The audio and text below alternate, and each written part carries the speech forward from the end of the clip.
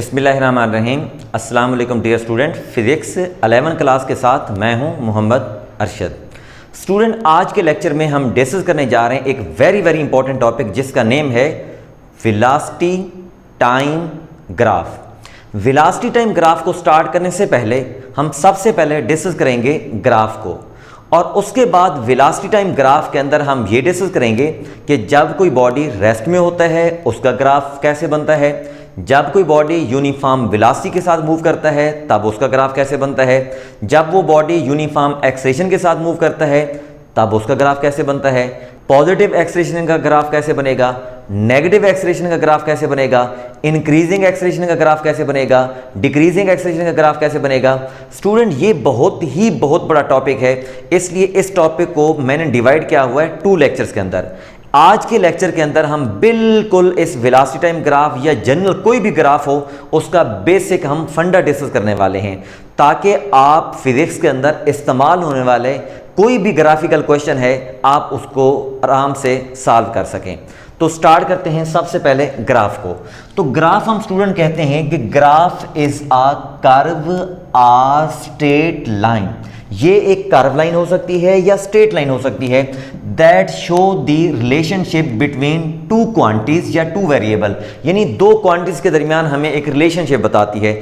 आपने स्टूडेंट अक्सर औकात क्रिकेट का मैच देखा होगा। क्रिकेट के मैच के कंप्लीशन के बाद हमें टीवी के स्क्रीन के ऊपर एक ग्राफ दिखाया जाता है, और वो ग्राफ कौन सी 2 क्वांटिटीज के दरमियान होता है, उसमें नंबर ऑफ बॉल्स और नंबर ऑफ स्कोर्स होते हैं। अगर कोई ग्राफ को अच्छी तरह अंडरस्टैंड करता है तो वो आदमी उन दोनों टीम्स का मैच देखे बगैर उन दोनों टीम्स की परफॉर्मेंस को जज कर सकता है कि कौन सी टीम की परफॉर्मेंस किस वक्त अच्छी रही, किस वक्त बुरी रही, कौन सी टीम का खिलाड़ी किस वक्त आउट हुआ, किस वक्त उसका ओवर जो है वो मेडन हुआ। तो इसका मतलब है कि ग्राफ से स्टूडेंट हम पूरी इंफॉर्मेशन ले सकते हैं कि 2 क्वांटिटीज के दरमियान जो रिलेशनशिप होता है उसमें कौन सी क्वांटिटी किस तरह चेंज हो रही है। नॉर्मली तौर पर इसको हम कहते हैं वाई एक्सिस, इसको हम कहते हैं एक्स एक्सिस। तो एक्स एक्सिस के ऊपर नॉर्मली स्टूडेंट हम लेते हैं इंडिपेंडेंट क्वांटिटी, और वाई एक्सिस के ऊपर हम यूज करते हैं डिपेंडेंट क्वांटिटी। डिपेंडेंट क्वांटिटीज का मतलब ये होता है, अब मैं आपको एक और एग्जांपल दूं, जैसे हम अगर अक्सर औकात देखते हैं कि इंसान की बॉडी का वेट टाइम के रिस्पेक्ट से लिया जाता है, या बॉडी की हाइट टाइम के रिस्पेक्ट से ली जाती है। जैसे जैसे आदमी की एज बढ़ती है तो उसकी हाइट बढ़ती जाती है। तो इसका मतलब है कि वो उसकी हाइट का और उसकी एज यानी टाइम के रिस्पेक्ट से हम ग्राफ ड्रा कर सकते हैं, जिससे हमें पता चल सकता है कि उसकी एज के कौन से हिस्से में उसकी हाइट का इंक्रीजिंग रेट ज़्यादा था, उसकी एज के कौन से हिस्से में उसकी हाइट इंक्रीज होना स्टॉप हो गई है। तो सारी इंफॉर्मेशन स्टूडेंट हम ग्राफ के हेल्प से हम कलेक्ट कर सकते हैं, और इस इंफॉर्मेशन की बेस पर हम ग्राफ भी ड्रा कर सकते हैं। अब देखें, इसमें आपको 2 ग्राफ नजर आ रहे हैं, ये स्ट्रेट लाइन है और ये कर्व लाइन है। ये मैं आपको आगे जाकर बताता हूं कि इनका और इनका मीनिंग क्या होता है। तो हम स्टार्ट करते हैं velocity time graph. Velocity time graph के अंदर, या कोई भी ग्राफ हो, उसके अंदर 2 फंडा हैं जो हमने इनको फोकस करना है और उसको डीपली डिस्कस करना है। एक उसका फंडा है उस ग्राफ का स्लोप, और दूसरा है उस ग्राफ का एरिया। स्टूडेंट, इस लेक्चर में अगर ये दोनों फंडे आपने अच्छी तरह अंडरस्टैंड कर लिए तो मैं आपको यकीन दिलाता हूं कि पूरी फिजिक्स में ग्राफिकल क्वेश्चन से आप बिल्कुल घबराने वाले नहीं हैं। तो हम स्टार्ट करते हैं। पहला जो इसका फंडा है वो है स्टूडेंट स्लोप। इसको स्लोप भी कहते हैं, इसको टेंजेंट भी कहते हैं, इसको हम ग्रेडियंट भी कहते हैं। टेंजेंट वही कॉन्सेप्ट है, perpendicular over base y2 over y1। इसका मतलब है कि ये वाली क्वांटिटी, अगर ये ग्राफ के इनिशियल पॉइंट हम ये ले लेते हैं, फाइनल पॉइंट हम ये ले लेते हैं, तो इसका मतलब है कि ये है y1 और ये है y2। ये जो परपेंडिकुलर डिस्टेंस होगा इसको हम कहेंगे y2 माइनस y1, तो इसको हम कहेंगे परपेंडिकुलर, और इसके हॉरिजॉन्टल जिसको हम x कहते हैं, और वो होगा x2 माइनस x1। तो डेफिनेट बात है कि इस लाइन के ऊपर, क्योंकि वेलोसिटी टाइम ग्राफ हम डिस्कस करने जा रहे हैं, ये लाइन कहला रही है y एक्सिस, और इसको हम कहेंगे टाइम एक्सिस, और इस ग्राफ का नाम होगा वेलोसिटी टाइम ग्राफ।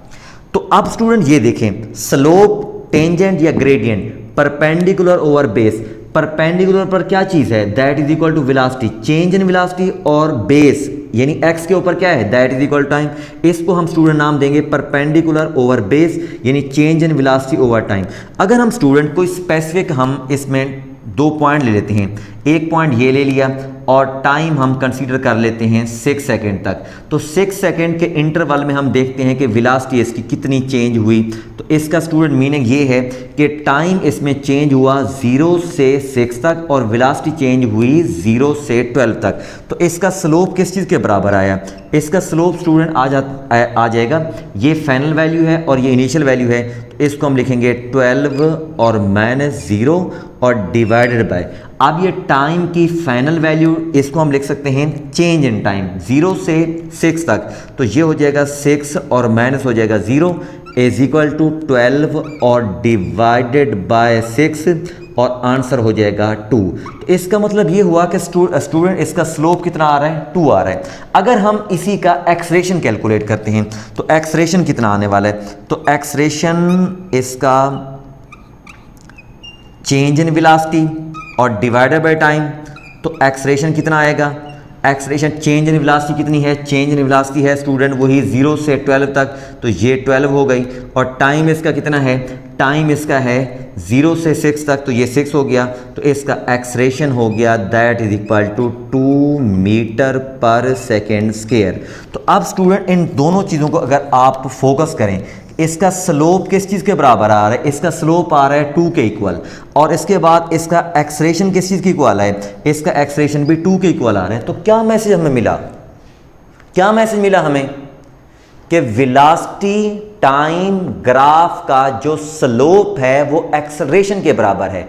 दूसरा फंडा देखें, दूसरा फंडा अगर हम इसका एरिया अगर स्टूडेंट हम कैलकुलेट करते हैं इस ग्राफ यानी 6 सेकंड तक के ग्राफ का अंडर एरिया, अगर हम इसका एरिया निकालते हैं तो एरिया स्टूडेंट किस चीज़ की इक्वल आ जाएगा, ये है राइट एंगल ट्राइंगल, तो इसका एरिया होता है 1/2 बेस, बेस कितना है इसका, बेस बन रहा है स्टूडेंट इसका 6 और इसके बाद बेस इनटू हाइट, हाइट कितनी आ रही है दैट इज इक्वल टू 12, तो इसका स्टूडेंट एरिया किस चीज़ की इक्वल आ जाएगा, 2 को कैंसिल करेंगे, इस 2 को कैंसिल करेंगे तो ये 6 हो जाएगा, तो ये हो जाएगा 30 और ये 6।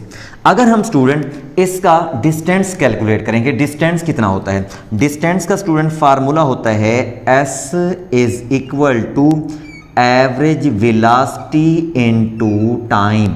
तो अब यहाँ पर वेलोसिटी कांस्टेंट नहीं है, चेंज हो रही है। एवरेज वेलोसिटी हम सबसे पहले कैलकुलेट कर लेते हैं, तो एवरेज वेलोसिटी किस चीज़ की इक्वल आ जाएगी, एवरेज वेलोसिटी होती है जी initial velocity final velocity, initial कितनी है 0, इस टाइम के ऊपर इनिशियल वेलोसिटी 0 है और इस टाइम के ऊपर final velocity that is equal to 12, 0 plus 12 divided by 2, तो एवरेज वेलोसिटी स्टूडेंट इसकी 6 आ गई। अब उसके बाद अब हम इस फार्मूले को जब हम यूज़ करेंगे तो एवरेज वेलोसिटी स्टूडेंट इसकी 6 है और उसके बाद टाइम कितना है, टाइम है इस पॉइंट से इस पॉइंट तक दैट इज इक्वल टू 6, तो इसका डिस्टेंस कितना आ गया 36।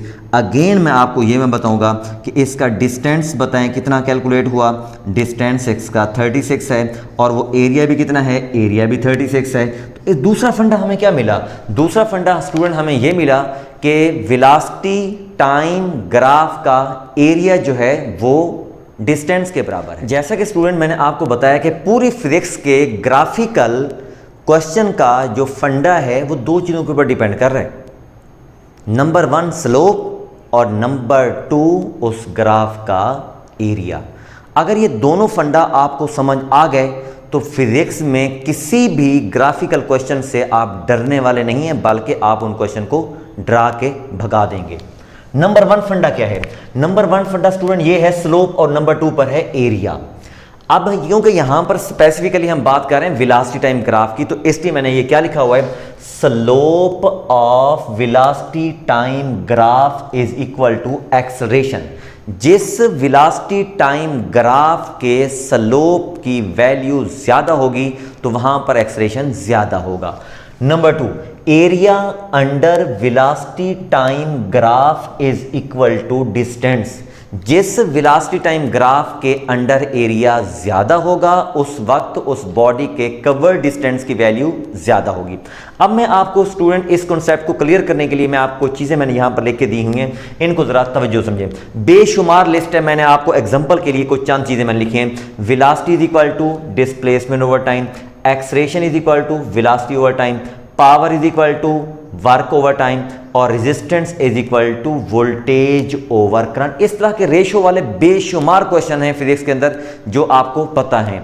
अब दूसरे नंबर पर मैंने क्या लिखे, सारे के सारे प्रोडक्ट की शेप में, velocity into time, force into displacement, power into time, voltage into current. आप स्टूडेंट एक क्लियर कॉन्सेप्ट आप याद रखें, जब कोई चीज होगी रेशो की शक्ल में, रेशो और ये है प्रोडक्ट, जब रेशो की शक्ल में होगी तो इसका मीनिंग क्या होगा कि डिस्प्लेसमेंट टाइम ग्राफ का स्लोप वेलोसिटी के इक्वल होगा, वेलोसिटी टाइम ग्राफ का स्लोप एक्सेलरेशन के इक्वल होगा, वर्क और टाइम ग्राफ का स्लोप पावर के इक्वल होगा, वोल्टेज करंट ग्राफ का स्लोप रेजिस्टेंस के इक्वल होगा।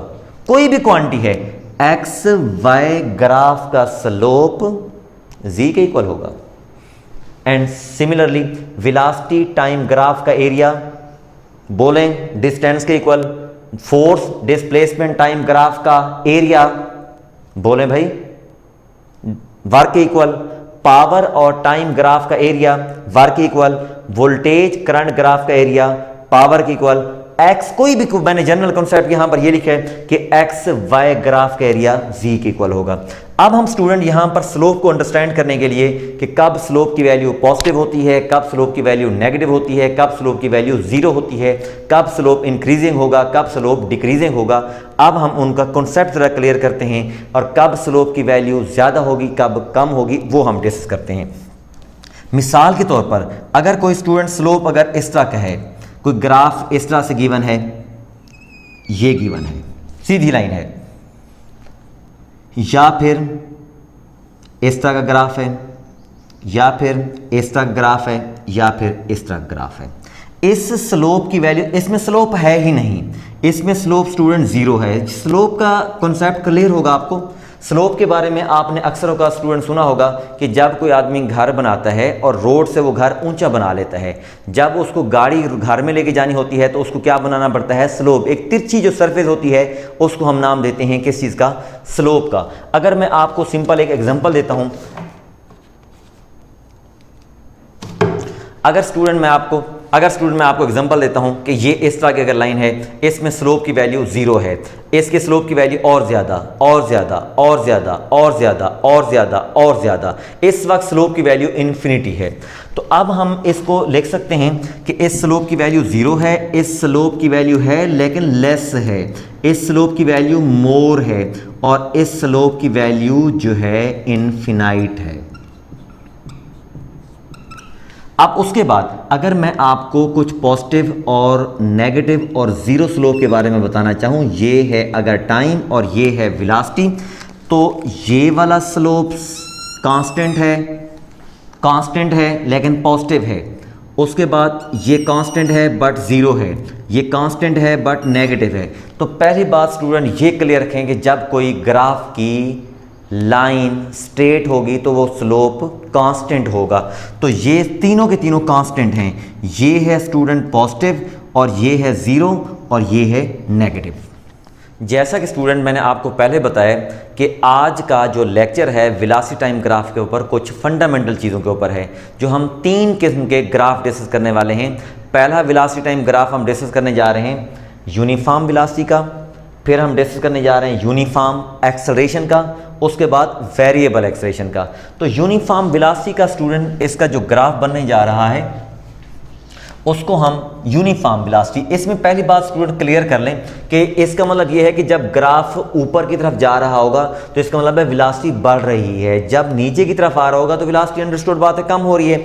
अगर ग्राफ बिल्कुल स्ट्रेट लाइन है तो इसका स्टूडेंट मीनिंग ये होगा कि ये है यूनिफॉर्म वेलोसिटी, यूनिफॉर्म वेलोसिटी है। जब ये वेलोसिटी यूनिफॉर्म होगी, वेलोसिटी कांस्टेंट है, इस ग्राफ का मीनिंग होगा कि वेलोसिटी कांस्टेंट है। जब वेलोसिटी कांस्टेंट होगी तो एक्सेलरेशन इसका ज़ीरो होगा और उसके बाद इसका जो मोमेंटम है वो भी इसका कांस्टेंट होगा।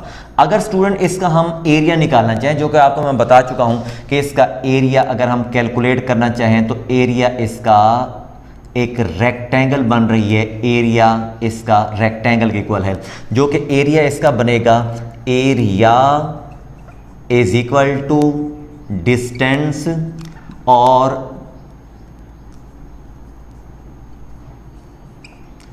जो कि इक्वल होगा लेंथ इनटू विड्थ। लेंथ में क्या है, लेंथ में है टाइम और विड्थ में क्या है, that is equal to velocity, और ये v और ये t। तो ये स्टूडेंट इसका बन गया वेलोसिटी टाइम ग्राफ, जो कि इस वक्त स्लोप की वैल्यू इसकी 0 है। अब उसके बाद यूनिफॉर्म एक्सेलरेशन। यूनिफॉर्म एक्सेलरेशन का मीनिंग ये होगा कि वेलोसिटी में इक्वल चेंज टाइम के रेस्पेक्ट से। तो इसका स्टूडेंट ग्राफ इस तरह से बनेगा। ये भी हम कहेंगे कि ये कांस्टेंट ग्राफ है, स्लोप इसका कांस्टेंट है। जब स्लोप कांस्टेंट होगा तो इसका एक्सेलरेशन भी कांस्टेंट है। एक्सेलरेशन कांस्टेंट है, पॉजिटिव है, कांस्टेंट है और पॉजिटिव है, उसकी कुछ ना कुछ वैल्यू है। अब इसमें अगर हम इसका एरिया कैलकुलेट करना चाहें, एरिया किस चीज़ की इक्वल आ जाएगा, इसका area is equal to distance, जो कि हम ऑलरेडी डिस्कस कर चुके हैं। अब इसका एरिया जो है एक राइट एंगल ट्राइंगल के इक्वल है। इसका राइट एंगल ट्राइंगल जो कि बन जाएगा 1/2 और ये v इंटू टी, ये है इसका स्टूडेंट डिस्टेंस। अब उसके बाद वेरिएबल एक्सेलरेशन। वेरिएबल एक्सेलरेशन का मतलब है कि इसकी जो वेलोसिटी टाइम ग्राफ है स्ट्रेट लाइन नहीं है, अगर वो कर्व लाइन है तो इसका मतलब है वेरिएबल एक्सेलरेशन है, यानी हर पॉइंट के ऊपर एक्सेलरेशन की वैल्यू डिफरेंट है। इस जगह पर एक्सेलरेशन और होगा, इस जगह पर एक्सेलरेशन की वैल्यू और होगी, इस जगह पर और होगी, इस जगह पर और होगी। अब आप स्टूडेंट अगर आप ऑब्जर्व करेंगे, इस जगह पर अगर हमने एक्सेलरेशन कैलकुलेट करना है तो टेंजेंट ड्रा करेंगे, इस जगह का टेंजेंट, इस जगह का टेंजेंट, इस जगह का टेंजेंट। तो स्टूडेंट आप इजीली समझ सकते हैं कि इस टेंजेंट की वैल्यू कम है, इस टेंजेंट की वैल्यू और ज़्यादा है, इस जगह पर और ज़्यादा है, इस जगह पर और ज़्यादा है। इसका मतलब ये है कि टेंजेंट की वैल्यू इंक्रीज हो रही है, जो कि मैंने आपको बताया कि ये टेंजेंट की वैल्यू कम है, 0 है, ये और ज़्यादा है, ये और ज़्यादा है, ये और ज़्यादा है। इसका मतलब है कि किसी जगह के ऊपर स्टूडेंट अगर आपने टेंजेंट ड्रा कर लें तो टेंजेंट जो है आपको क्या इंफॉर्मेशन दे रहा होता है, उसके एक्सेलरेशन के बारे में। इस जगह पर एक्सेलरेशन की वैल्यू लेस है, इस जगह पर और ज़्यादा, इस जगह पर और ज़्यादा, इस जगह पर और ज़्यादा। तो ये था स्टूडेंट हमारा आज का लेक्चर। अब नेक्स्ट लेक्चर के अंदर हम डिस्कस करने जा रहे हैं, जब कोई बॉडी रेस्ट में होगा उसका डिस्प्लेसमेंट टाइम ग्राफ कैसे बनेगा, वेलोसिटी टाइम ग्राफ कैसे बनेगा और एक्सेलरेशन टाइम ग्राफ कैसे बनेगा। जब कोई बॉडी यूनिफॉर्म वेलोसिटी के साथ मूव करेगा तब उसके ग्राफ कैसे बनेंगे। हमने हर स्टेट ऑफ मोशन को तीनों ग्राफ के साथ कंपेयर करके हमने डिस्कस करने हैं। नेक्स्ट लेक्चर स्टूडेंट आपने बिल्कुल मिस नहीं करना। होप सो आज का लेक्चर आपको समझ आ गया होगा। Thank you very much. अल्लाह हाफिज़।